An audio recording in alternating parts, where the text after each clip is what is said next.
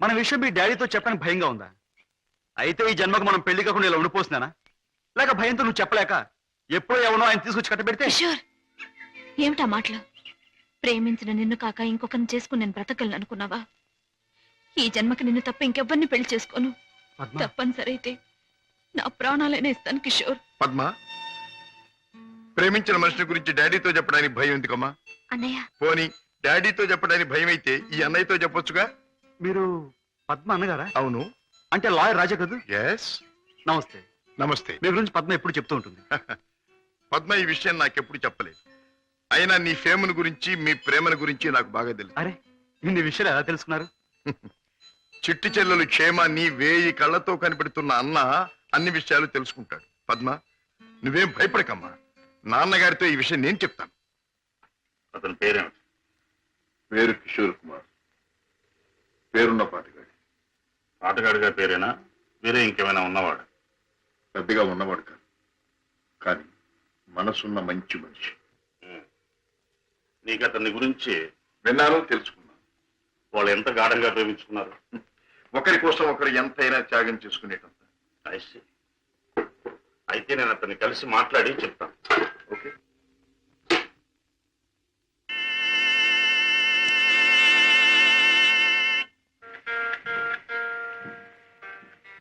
May I come in? Please come in.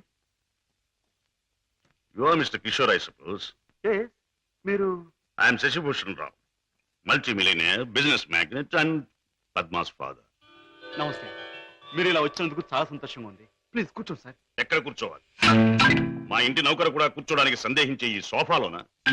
మా car driver కూడా కూర్చోడానికి ఇబ్బంది పడే ఈ కుర్చీలోనా? ఎక్కడ కూర్చోవాలి? ఆల్ రైట్, నిలబడే మాట్లాడతాను. నువ్వు మా పద్మని ప్రేమించావట కదూ? తను కూడా నన్ను ప్రేమించింది. I see. పెళ్లి చేసుకోవాలని కూడా అనుకుంటున్నావట? ఇద్దరం అనుకుంటున్నాం. గుడ్. మరి మా అమ్మాయిని పెళ్లి చేసుకుని ఏ వసతులు ఏ సౌకర్యాలు లేని ఈ ఇంట్లోనే కాపురం పెడదాం అనుకుంటున్నావా? ఇక్కడ నేను చాలా మంది కంటే చాలా సుఖంగా ఉంటున్నాను. I agree. ఇంతకంటే సుఖాలు తెలియవు గనక నువ్వు ఇక్కడ సుఖంగానే ఉండవచ్చు. కానీ ఐశ్వర్యంలో పుట్టి సంపదలో పెరిగి మంచం మీద కాలు కార్పెట్ మీద, కార్పెట్ మీద కాలు కారులో నువ్వు పెట్టే నా కన్న కూతురు ఇక్కడ సుఖంగా ఉండగలదా? ఉండగలను అని తను మొండిగా అనొచ్చు. కానీ మిస్టర్ కిషోర్, కాశ్మీర్ మంచులో పుట్టిన ఖరీదైన యాపిల్ చెట్టు మన పెరటి మట్టిలో పెరగలేదని దానికి తెలియదు, పెంచే తోటమాలికి మాత్రమే తెలుసు. ఏమంటావు? మహారాజు కూతురైన సీత కట్టుకున్న వాడితో కారడవులో బ్రతికింది అంటాను. చూడు కిషోర్, ఒక్కడే రాముడు ఉంటాడు, ఒక్కతే సీత ఉంటుంది, ఒక్కటే రామాయణం. అందరూ రాముళ్ళు కారు, అందరూ సీతలు కారు, అన్ని జీవితాలు రామాయణాలు కారు. అంతేకాదు, ఆనాటి సీతకు అడవిలో ముందుదయ్యే కష్టాలు, రావణాసురుడు సంగతి తెలియక వెర్రి తల్లి వెళ్ళింది. ఆమె జీవితం చదువుకున్న ఈ కాలపు ఏ ఆడపిల్ల అడవిలోకి అడుగు పెట్టదు. పెట్టబోయినా కన్న తండ్రి అడ్డుపడతాడు. అంటే మీరు మా పెళ్లికి ఒప్పుకోనంటారా? ఏ, నన్ను ఒప్పించగలనంటావా? ప్రేమకు అర్థం మీకు తెలిస్తే? ప్రేమ ప్రేమ ప్రేమ మాటలు వచ్చే రోజుల్లో ప్రతి పసిపిల్లవాడు మొదటిగా మాట్లాడే మాట అమ్మ అయితే, గడ్డాలు వచ్చే రోజుల్లో ప్రతి అడ్డమైన వాడు మాట్లాడే మొదటి మాట ఈ ప్రేమ. అర్థం లేని కథలు, వ్యర్థమైన సినిమాలు చూసి ప్రేమ గొప్పదనే ప్రతివాడికి ఒక అమ్మాయిని అంటగట్టి ఎడారిలో వదిలిపెడితే ఒక్క రోజులో అంటాడు ప్రేమ కంటే అన్నం ముఖ్యం అని. చూడు కిషోర్, ఈ లోకంలో అన్నం కావాలన్నా, ఆనందం కావాలన్నా, సుఖం కావాలన్నా, సంతోషం కావాలన్నా కావాల్సింది డబ్బు అని నా అభిప్రాయం. అందరం ఎక్కించి తిప్పిన నా కూతుర్ని నీ కట్టబెట్టి అగాధంలోకి తోయకూడదన్నా నిర్ణయం. అండ్ రిమెంబర్ వన్ థింగ్, ప్రేమకి అర్థం నాకు బాగా తెలుసు. అందుకనే నేను ప్రేమించే నా కూతుర్ని నీకిచ్చి పెళ్లి చెయ్యను. Bye.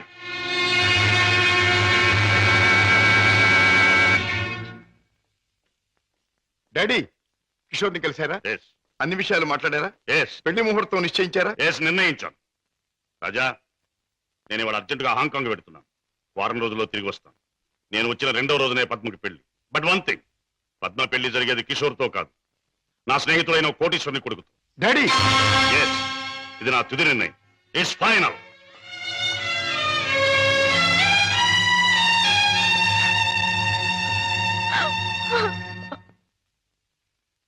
Mister Ramesh, Gupta and Gupta file తీసుకురా. Yes sir. File sir.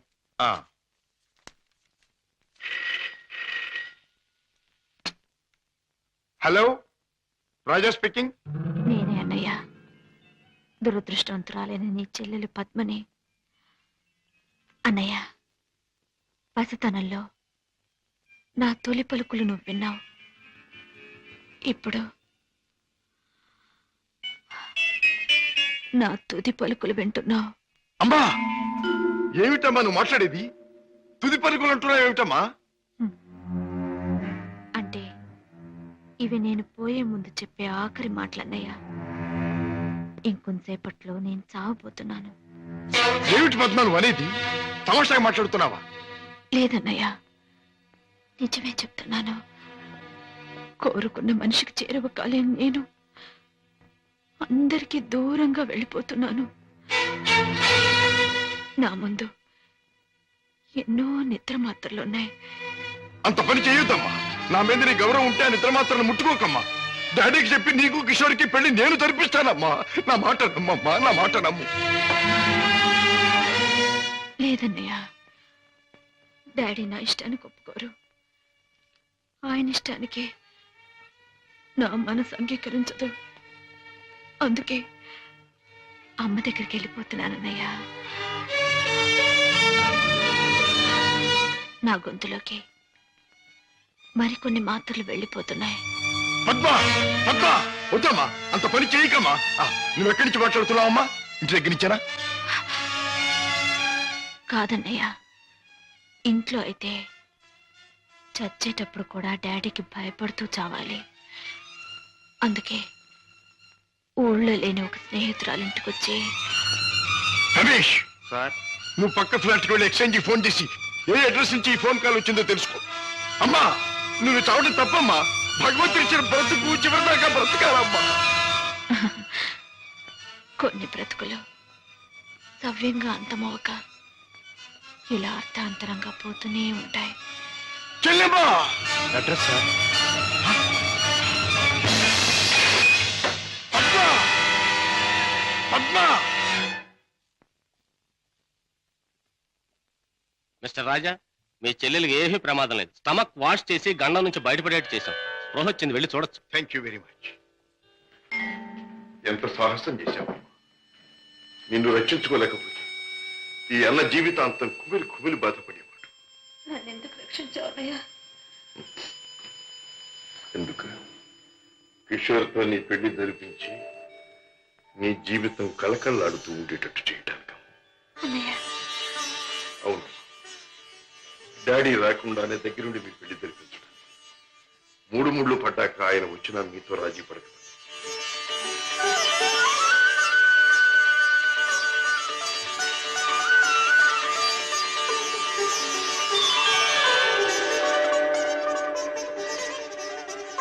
చిలకా గోరింకిల్లాగా మీ జీవితం నిండుగా ఉండాలి. కిషోర్, నువ్వు పాడే పాటలాగే మీ జీవితం మధురాతి మధురం కావాలి. బావా, నేను కోరుకున్న పద్మని నా జీవిత భాగస్వామిగా చేశావు. Thank you very much.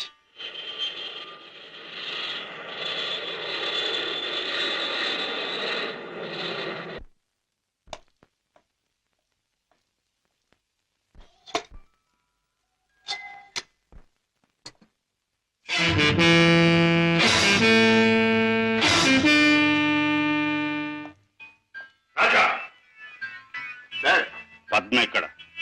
భర్తతో కాపురాలు దాని పెళ్లి ఎవరు చేశావు? కాని పని కాదు కనుక నేనే చేశాను. అన్నవాణ్ణి నేను కానివాణ్ణి అయ్యానా? నువ్వే నిర్ణయం తీసుకోవడానికి. తప్పుగానప్పుడు తప్పనిసరి అయినప్పుడు ఎవరైనా నిర్ణయం తీసుకోవచ్చుగా. అయితే నీ మాత్రం ఆలోచన జ్ఞానం నాకు లేవంటావా? ఉండొచ్చు, కానీ మీ ఆలోచన జ్ఞానము చెల్లాయి ఆత్మహత్య చేసుకున్న తర్వాత ఆమెను బ్రతికించలేవుగా. ఆత్మహత్య నుంచి దాన్ని రక్షించావేమో కానీ ఆ లేనివాడి కట్టబెట్టి దాని జీవితాన్ని హత్య చేశావు. కోరుకున్నవాడు లేనివాడైనా వాణ్ణి చేసుకున్న తర్వాత ఆడది అన్నీ ఉన్న అదృష్టవంతురాలుగానే బ్రతుకుతుంది. రాజా, దాని మీద నాకు ప్రేమ లేనట్టు, దాని సంతోషాన్ని సౌఖ్యాన్ని నేను కోరనట్టు మాట్లాడు.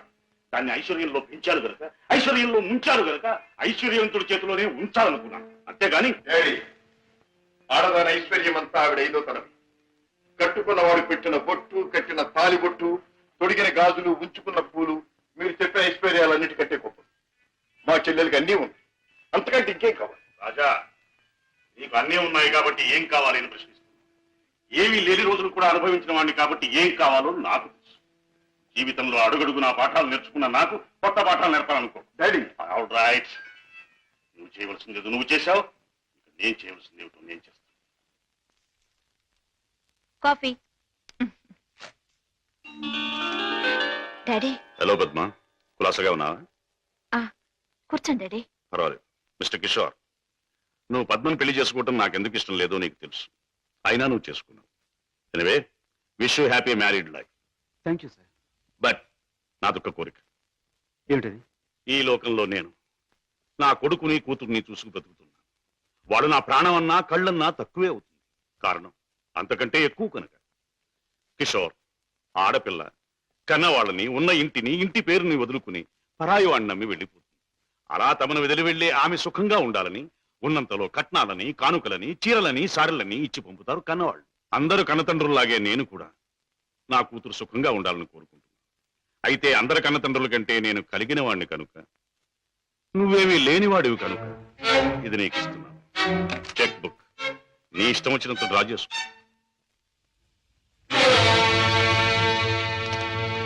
ఏమిటిది? ముష్టిస్తున్నారా లేక ధర్మం చేస్తున్నారా? ఎలా అనుకున్నది డబ్బు. నా కూతుర్ని సుఖపెట్టడానికి నీకది చాలా అవసరం. చూడండి, పెళ్ళాన్ని సుఖపెట్టడానికి మామగారి దగ్గర చేయి చాపి డబ్బు అందుకునేవాడు చేతకానివాడని నా ఉద్దేశం. నా భార్య కావలసిన సౌఖ్యం సౌకర్యాలు ఏర్పాటు చేసి ఆనందంగా ఉండేట్లు చేయగలను నేను. I'm sorry, me cheque book అక్కర్లేదు. నేను సంపాదించుకోగలను డబ్బు. గిటారు వాయించటం, గొంతెత్తి పాడడం అంత సులభం అనుకుంటున్నావా డబ్బు సంపాదించడం? తలుచుకోవాలి కానీ ఈ లోకంలో డబ్బు సంపాదించడం అంత తేలికైన విషయం మరొకటి లేదు. అంత ఖచ్చితంగా ఎలా చెప్పగలవు? చెప్పడం కాదు, చేసి చూపిస్తాను. ఓ, అంత సమర్థుడివా? Well, let's see. డాడీ, కాసేపు ఉండి వెళ్ళండి డాడీ. నో, నేను వెళ్ళాలి. పద్మ, ఈ డాడీని చూడాలనిపిస్తే నువ్వు ఎప్పుడైనా ఇంటికి రావచ్చు. Best of luck. అమ్మాయి, ఇక వ్యాపారం మొదలెట్టేద్దామా? ఆలస్యం ఎందుకు? నేను డ్యూటీకి ఎక్కేస్తున్నాను. సత్యశమం అయిపోతున్నాను. నువ్వు కదలకుండా పడుండు, లేకపోతే నిజంగా చంపేస్తాను. అయ్యయ్యో, బాబాయ్, మా బాబాయ్ చచ్చిపోయాడు. అమ్మా, ధర్మం చేయండి అయ్యా, ధర్మం చేయండి అమ్మా, ధర్మం చేయండి బాబు. అయ్యయ్యో బాబాయ్ చచ్చిపోయాడు. బాగా డబ్బులు పడుతున్నాయి, బాగా ఏడు. అయ్యో రామా, రామా, అయ్యో చచ్చిపోయాడండి. అయ్యో రామా, రామా. బాబు, కారాపండి, కారాపండి బాబు, మా బాబాయ్ చచ్చిపోయాడు బాబు. రామా, అయ్యయ్యో. ఏం పిల్ల, మొన్న నువ్వు చచ్చినట్టే ఇవాళ మీ బాబాయిని చంపి పడుకోబెట్టావా? మీరా బాబు? మొట్టమొదటి మొంటికి తగిలింది. ఆగు, ఎక్కడికి వెళ్తావు? ఇవాళ ఏమైనా సరే ఖచ్చితంగా పెట్రోల్ పోసి శవాన్ని తగలబెడతాను.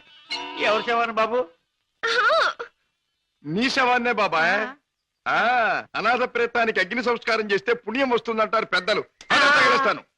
నువ్వెక్కడ దొరికావయ్యా దేవుడా? మా వ్యాపారం మమ్మల్ని తెలుసుకునివ్వవా? మా బ్రతుకులు మమ్మల్ని బతకనివ్వవా? మా చావు మమ్మల్ని చావనివ్వవా? నిన్ను చస్తే చావనివ్వను. చావనివ్వు, చావనివ్వు. ఎక్కడికి పారిపోతావు? సార్ సార్ సార్ సార్, నన్ను వదిలేయండి సార్. ఏమైనా సరే ఈసారి నేను వదిలేది లేదే చిలక. నీ పేరేమన్నావు? సీత సార్. రాముడు ఎక్కడ తగల్లా? లేదు సార్. అందుకే ఇలా ఆంజనేయుడి వెంటబడి అడ్డమైన దారులు తొక్కుతున్నావు. ఈసారి నీకు అత్తవారింట రాజ మర్యాదలు తప్ప. సార్ సార్, నన్ను జైల్లో పెట్టిస్తే ఇద్దరు పసివాళ్ళు ఏడుస్తారు. వాళ్ళ ఉసురు మీకు తగులుతుంది. ఇద్దరు పసివాళ్ళ? అయితే నీ కట్టుకథ చెప్పి నన్ను తప్పించుకుందాం అనుకుంటున్నావా? కథ కాదు సార్, నిజం. దేవుడు తోడు. వాళ్ళని పెంచడం కోసమే నేను ఈ వేషాలు వేసేది. నువ్వు చెబుతున్న మాటలు వింటుంటే నాకు నిజమే అనిపిస్తుంది. అయినా చూడు, నేను వకీల్ని. సాక్ష్యాలు లేదే దేన్ని నమ్మను. చూపిద్దు గాని పద. పదండి. బాబు, పాపా, ఇదిగో మీకు బిస్కెట్స్ తీసుకోండి. బాబు, పాపా, బాగా చదువుకుంటున్నారా? బాగా చదువుకుంటున్నా మమ్మీ. పాపా, అల్లరి చేయకుండా బుద్ధిగా ఉంటున్నావా? మమ్మీ మమ్మీ మమ్మీ డాడీ ఎక్కడా? డాడీ చాలా దూరంలో ఉన్నారు. ట్రైనింగ్ పూర్తయిన వెంటనే తప్పకుండా వచ్చేస్తారు. త్వరగా రమ్మని ఉత్తరం రాయి మమ్మీ. తప్పకుండా రాస్తాను. టైం అయిపోతుంది, వెళ్ళండి. మమ్మీ, టాటా. సీత, ఆ పిల్లలు దురదృష్టవంతురాలైన మా అక్క పిల్లలు. ఒక మగవాడిని నమ్మి 2 బిడ్డలకు తల్లైంది. ఆ తర్వాత అతను మోసం చేశాడు. తట్టుకోలేని అక్క ఆత్మహత్య చేసుకుంది. అమ్మను కాకపోయినా ఆడ మనసు గల నేను వాళ్ళ బాధ్యత అందుకున్నాను. మాట రాగానే అమ్మ అనే వాళ్ళ పిలుపుకి తల ఊపాను. తల్లినయ్యాను. లోకంలో చెడుకి పాపానికి దూరంగా పువ్వుల్లా వాళ్ళు పెరగాలని ఇక్కడ చేర్చాను. వాళ్ళ పెంపకం కోసం, ఖర్చుల కోసం తప్పనిసరిగా బాబాయ్తో చేరి మోసాలు ఆరంభించాను. సీత, నీ లక్ష్యం చాలా ఉన్నతమైంది. అది సాధించటానికి అడ్డదారులు దొక్కక్కర్లేదు. ఏదైనా ఉద్యోగం చేసుకోవచ్చుగా. బాబుగారు, నేను ఎస్ఎల్సి చదివాను. ఉద్యోగం చేయాలనుకున్నాను. కానీ ఆడపిల్ల దీనంగా ఉద్యోగం అడిగితే ప్రతివాడికి మొదట తట్టేది తప్పుడు ఆలోచనే. ఉద్యోగం కోసం పాడయి డబ్బు కోసం పతనమవటం కంటే మోసం చేయటమే మంచిదనుకున్నాను. సీత, నీ లక్ష్యం తెలిసాక నీ మీద నా గౌరవం పెరిగింది. అందరి మగాళ్ళలాగే నువ్వు నన్ను అంచనా వేయకపోతే నీకు నేను ఉద్యోగం ఇస్తాను. మీరు ఉద్యోగం ఇస్తారా? అవును, నేను లాయర్ని. నువ్వు నా సెక్రటరీగా ఉండొచ్చు. అంతేకాదు, మీ బాబాయ్ కూడా నా ఆఫీసులో బాయ్గా ఉండొచ్చు. దొంగరాముడు, హాయిగా జేబులు కొట్టుకుంటూ 3 జేబులు 6 పరసలుగా ఉండే నీ బ్రతుకు ఇలా తెల్లవారిందిరా. పైగా కాకి డ్రెస్ ఒకటి అస్తమానం పోలీసులు జ్ఞాపకం రావడానికి. I'm very sorry for you man. నువ్వు ఆఫీసులో చేయవలసిన పనులేమిటో చెప్తాను. చెప్పండి బాబు. నో బాబు అండ్ గీబు, యు మస్ట్ సే బాస్. అలాగే బాస్. Good, very good. నాకేమైనా ఫోన్స్ వస్తే అవి ఎక్కడి నుంచి వచ్చినాయో నాకు చెప్తూ ఉండాలి. ఎవరైనా క్లయింట్స్ వస్తే మర్యాదగా వాళ్ళని కూర్చోబెట్టి వాళ్ళ వివరాలన్నీ కూడా నాకు చెప్తూ ఉండాలి. నీకు టైప్ వచ్చున్నావు గనక నేను అవసరం వచ్చినప్పుడు చెప్పిన విషయాలన్నీ కూడా టైప్ చేస్తూ ఉండాలి. ఓకే? ఓకే. అది నీ సీట్. వెళ్ళి కూర్చో. సరే, ఇది ఆఫీస్ టైంలో పని. మరి ఆఫీస్ టైం కానప్పుడు? అది ఆఫీసులో చెప్పడానికి వీల్లేదు. ఆ టైం వచ్చినప్పుడు, నాకు అవసరం వచ్చినప్పుడు అలాగే చెప్తాను. Go. Okay. Go.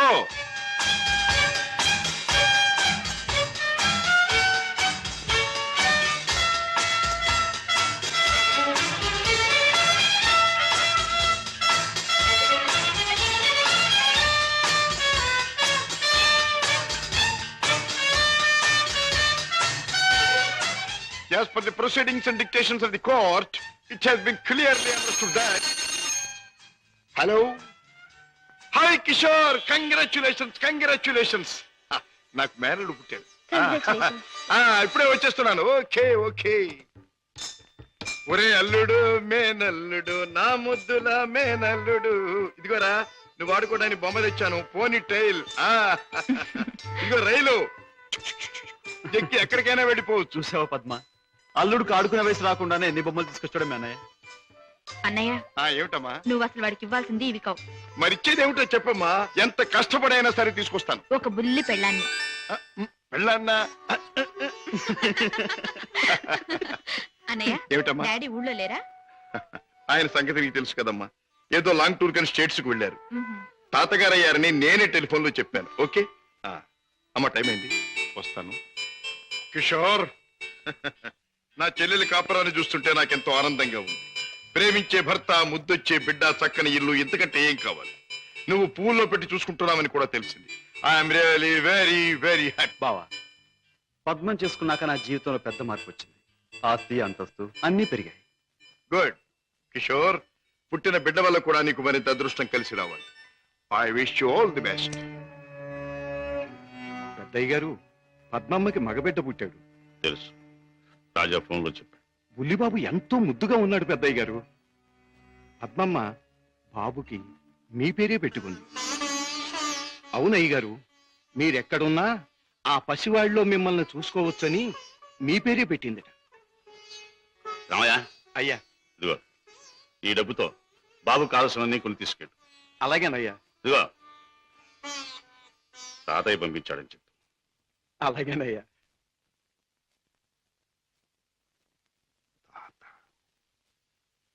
Now I'm a grandfather.